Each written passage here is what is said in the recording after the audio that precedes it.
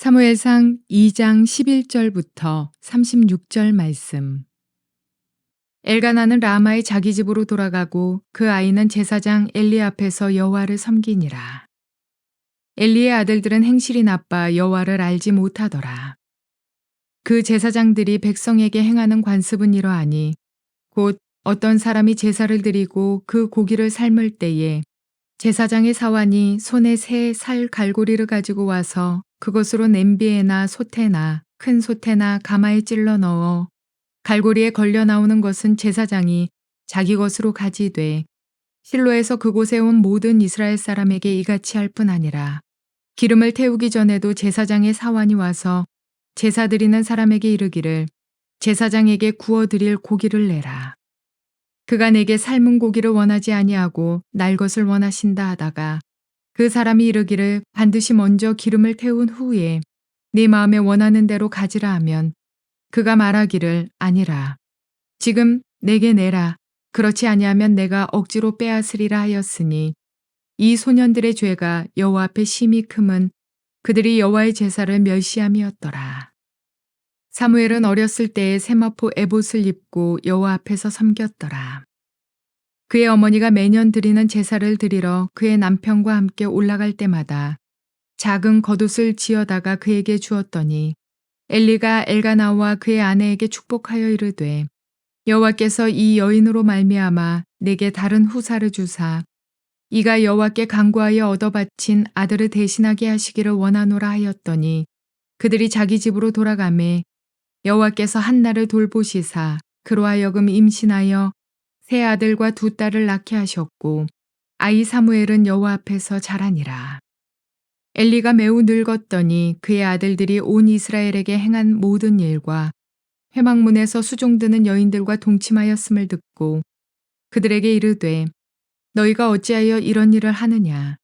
내가 너희의 악행을 이 모든 백성에게서 듣노라.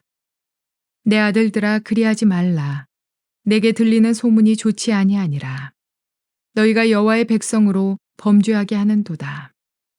사람이 사람에게 범죄하면 하나님이 심판하시려니와 만일 사람이 여호와께 범죄하면 누가 그를 위하여 간구하겠느냐 하되 그들이 자기 아버지의 말을 듣지 아니하였으니 이는 여호와께서 그들을 죽이기로 뜻하셨음이더라. 아이 사무엘이 점점 자라매 여호와와 사람들에게 은총을 더욱 받더라. 하나님의 사람이 엘리에게 와서 그에게 이르되 여호와의 말씀에 너희 조상의 집이 애굽에서 바로의 집에 속하였을 때에 내가 그들에게 나타나지 아니하였느냐. 이스라엘 모든 지파 중에서 내가 그를 택하여 내 제사장으로 삼아 그가 내 제단에 올라 분향하며 내 앞에서 에봇을 입게 하지 아니하였느냐. 이스라엘 자손이 드리는 모든 화제를 내가 네 조상의 집에 주지 아니하였느냐. 너희는 어찌하여 내가 내 처소에서 명령한 내 제물과 예물을 밟으며 네 아들들을 나보다 더 중히 여겨 내 백성 이스라엘이 드리는 가장 좋은 것으로 너희들을 살찌게 하느냐. 그러므로 이스라엘의 하나님 나 여호와가 말하노라.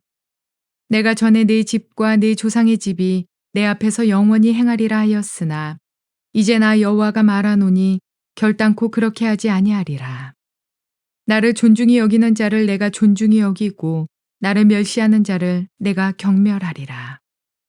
보라, 내가 네 팔과 네 조상의 집 팔을 끊어 네 집에 노인이 하나도 없게 하는 날이 이를지라.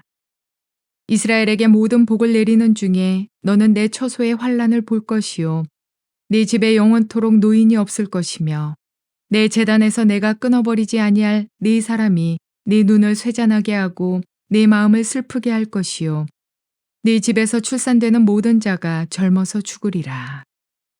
네 두 아들 홈니와 비느하스가 한 날에 죽으리니 그 둘이 당할 그 일이 네게 표징이 되리라. 내가 나를 위하여 충실한 제사장을 일으키리니 그 사람은 내 마음 내 뜻대로 행할 것이라. 내가 그를 위하여 견고한 집을 세우리니 그가 나의 기름 부음을 받은 자 앞에서 영구히 행하리라. 그리고 내 집에 남은 사람이 각기 와서 은 한 조각과 떡 한 덩이를 위하여 그에게 엎드려 이르되 청하노니 내가 제사장의 직분 하나를 맡겨 내게 떡 조각을 먹게 하소서 하리라 하셨다 하니라. 좋은 날입니다. 성령님께서 오늘도 여러분들의 심령 가운데 큰 은혜와 평강으로 함께하여 주시기를 주님의 이름으로 축복합니다. 오늘 저는 여러분들과 함께 사무엘상 2장 말씀으로 주가 존중히 여기시는 자, 주가 경멸하는 자라는 그런 제목으로 은혜를 나누기로 원합니다. 지난 시간 우리는 사무엘상 2장 말씀 전반부의 이야기를 살펴보았습니다. 한나가 아이를 낳은 후에 하나님 앞에 찬양하며 고백한 그런 내용들이었는데요.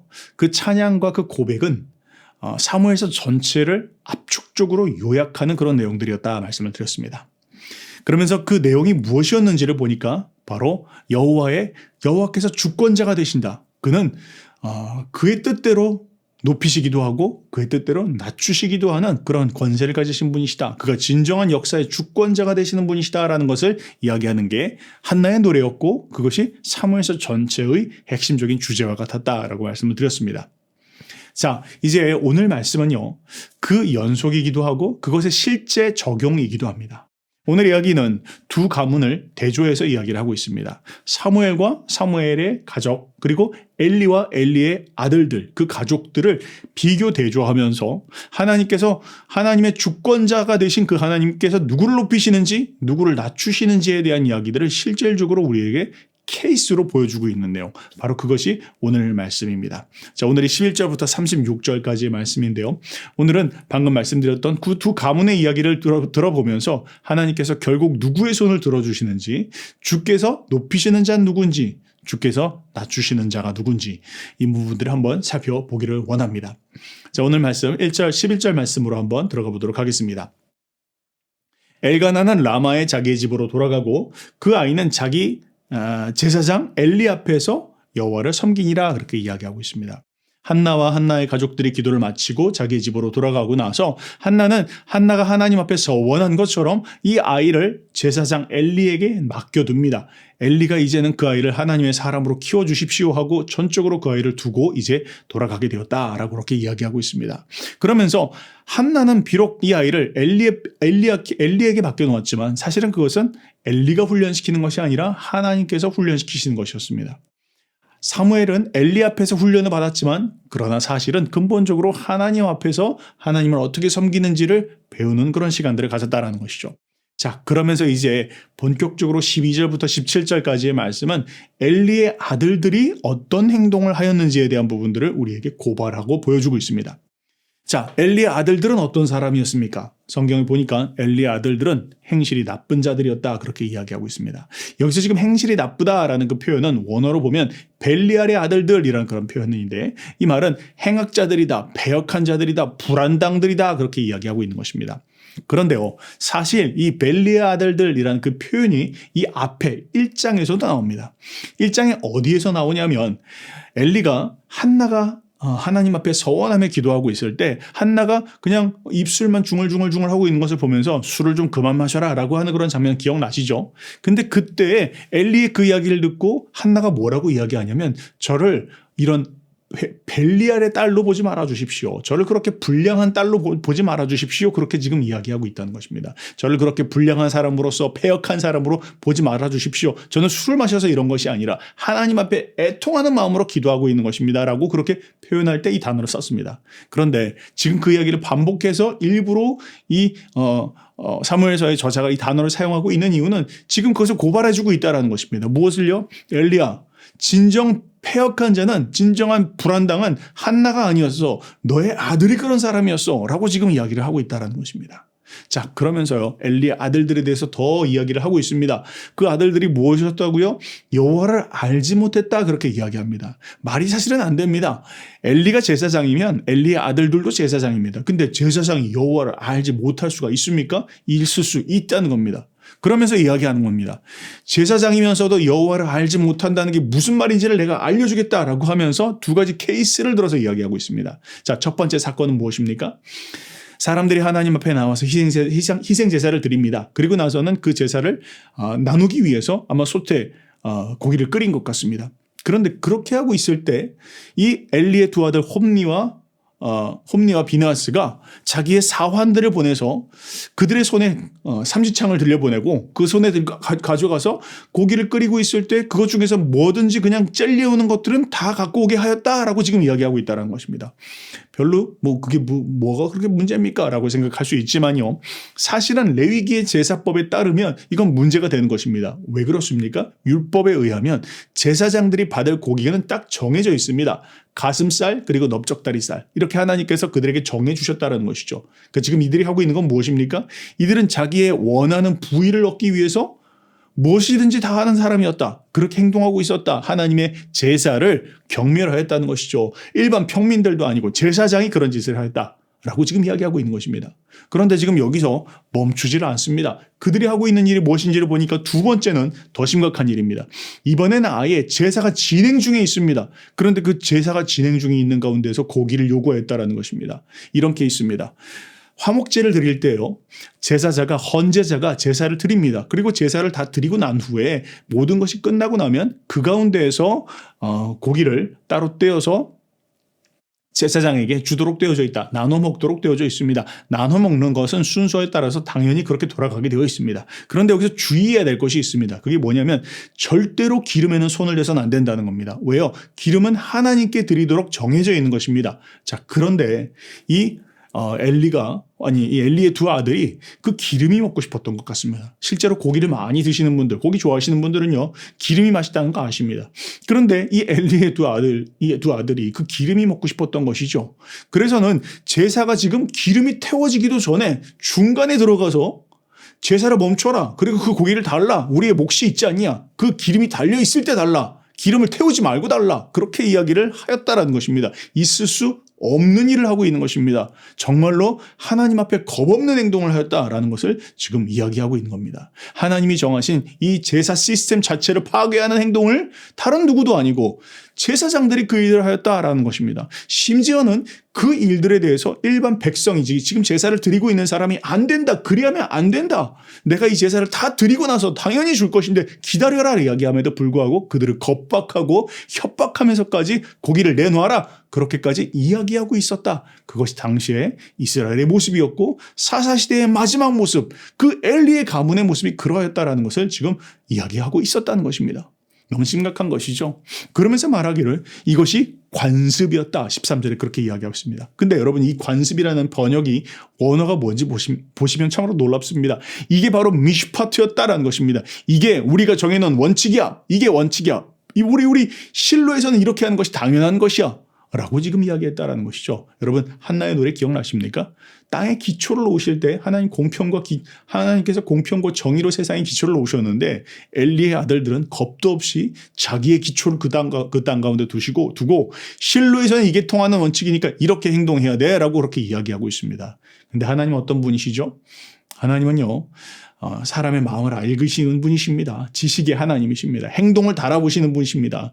지금 이들이 하나님께서 행동을 달아보고 있다는 걸 모르고 있지만 그 일들이 지금 진행되고 있다는 것을 이 배경 가운데서는 우리에게 지금 이야기를 하고 있다는 것이죠. 하나님 앞에 있을 수 없는 죄, 용서받지 못하는 죄를 그들이 짓고 있습니다. 자, 그러면서 그 부분들과 더 대조적으로 그 반대로 이제 사무엘과 그의 가족은 어떠하냐라는 부분들을 이야기하면서 반면에 사무엘의 신앙은 날로 성장하였다 그렇게 이야기하고 있습니다.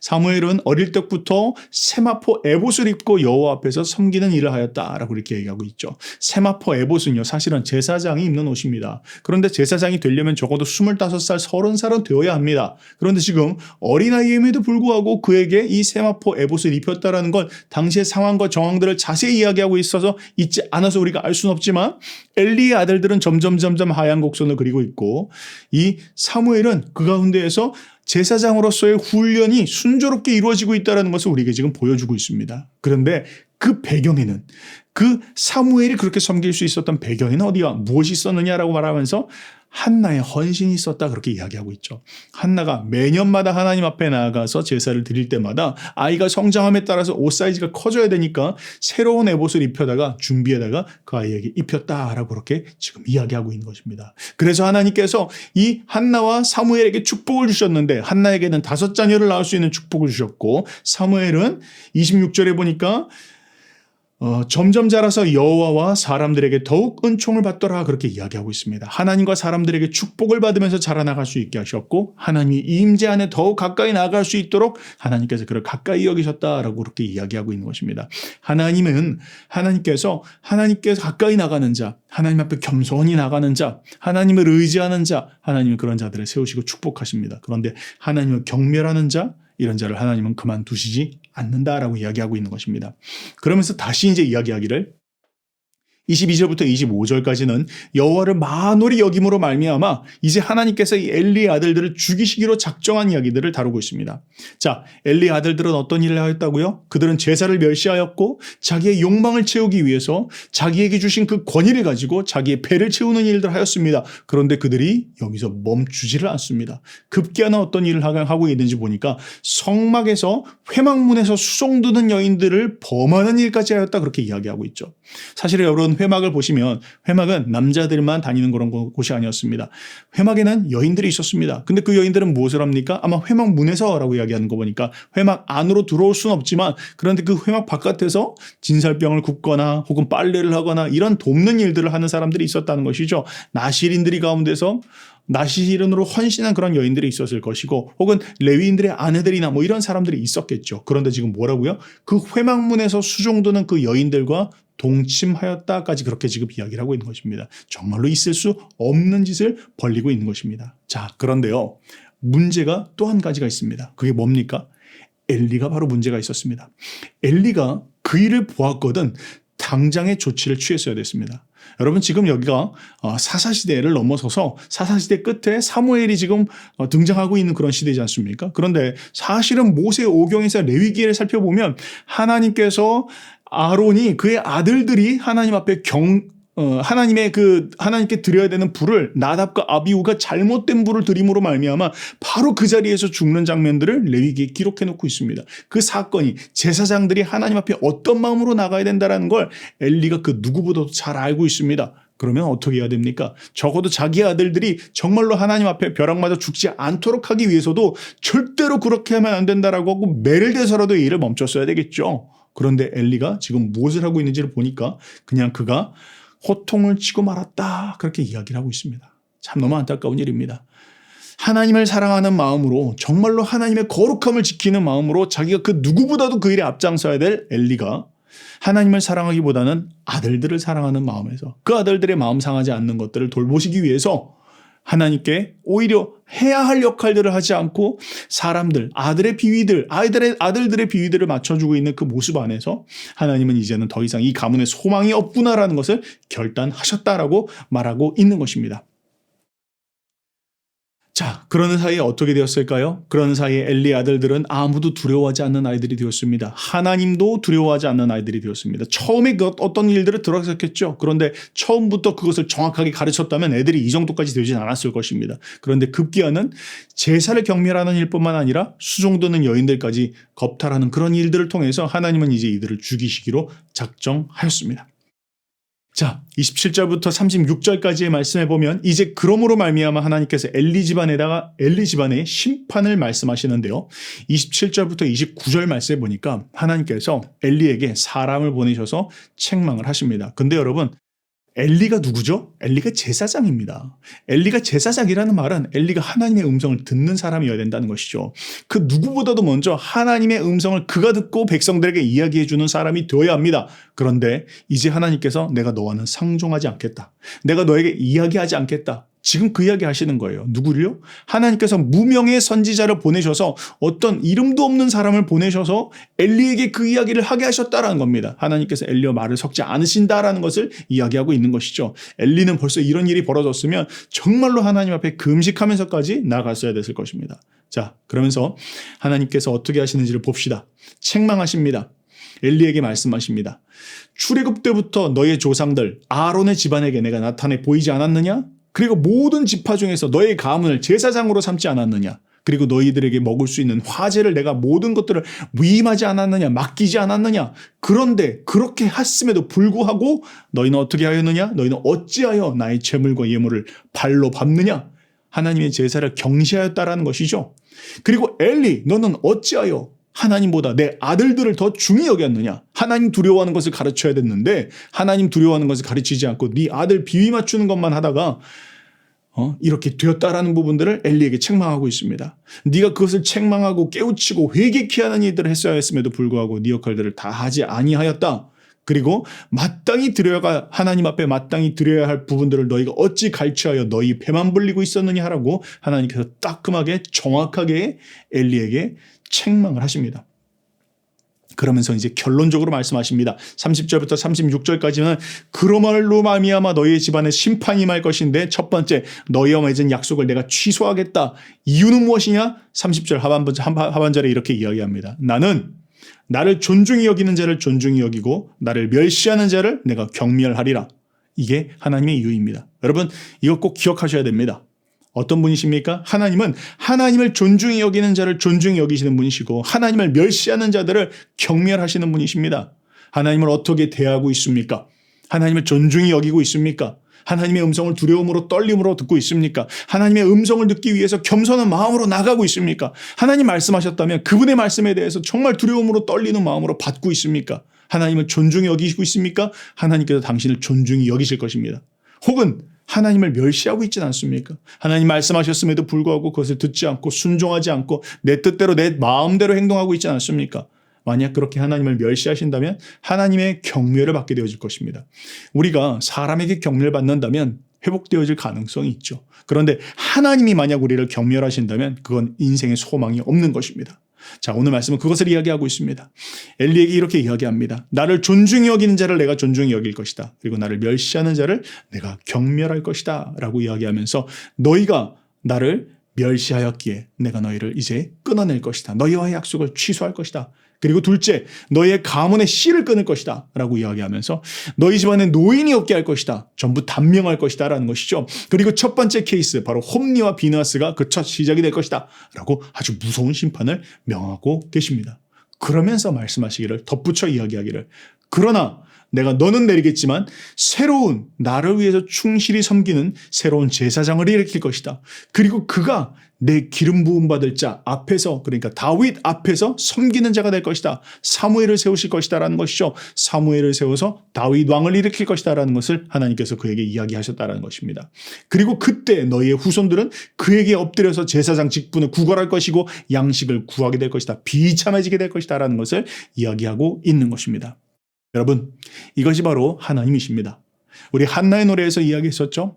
하나님은 주권자이십니다. 그분은 높이시기도 하고 낮추시기도 합니다. 그 일을 능히 하실 수 있는 분이십니다. 그런데 그냥 이유 없이 하시는 분이 아니라 그냥 하나님 기분 내키시는 대로 하는 것이 아니라 하나님은 지식의 하나님으로서 우리의 행동을 다 알아보시고 우리가 하나님을 존중히 여긴다면 우리를 존중하게 하나님께서 여겨주실 것이고 우리가 하나님을 멸시한다면 하나님의 경멸하는 자리 가운데 우리를 내리실 것이다. 지금 그 이야기를 첫 번째로 이야기하고 있는 것입니다.